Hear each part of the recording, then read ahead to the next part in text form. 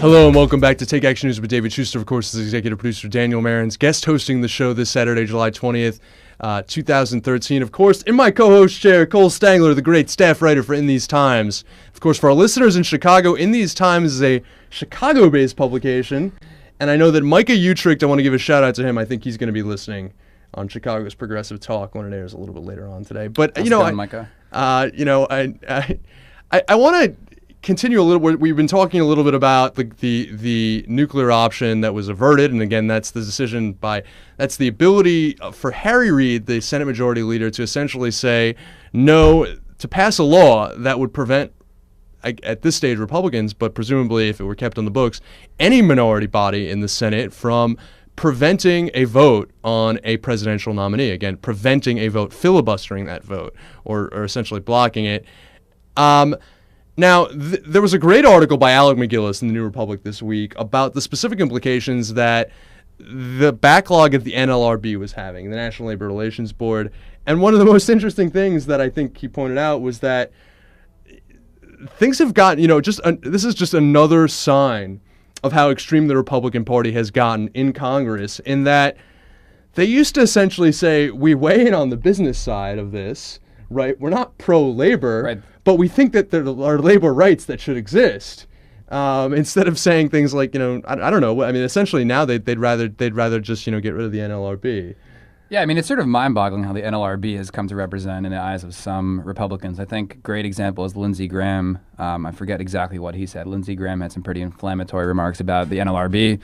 But the NLRB is a way of mediating industrial relations that, since the TaftHartley Act at least. No, it's since it was created by the Wagner Act. Right, I know, but the TaftHartley Act, which amended labor law to make it slightly more in the employer's favor. Again, the Taft-Hartley Act was a law passed in 1947, and again, the National Labor Relations Board is the board of 5 appointees. I mean, the NLRB is a way of when it was implemented, it was a way of institutionalizing labor relations and making peace.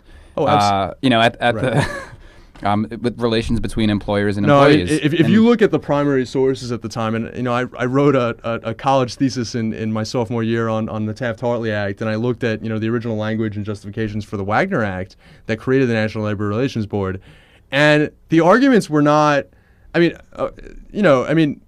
There were different arguments. I mean, one of them was corporations get certain legal protections from the government.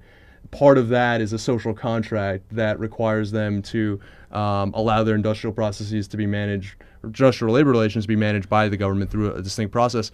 But the biggest argument was you want to avoid labor strife. Yeah, I mean, you want to avoid strikes that involve bloody strikes that by 1935 with the wave of strikes and particularly 34. Where there was dozens of people killed. We forget that this country has a history of violence. You had Trotskyists organizing major factory strikes in Minneapolis in the 1930s. Obviously, the Flint sit-down strike. The Flint sit-down was that in the 30s or after the war? I think the big one was.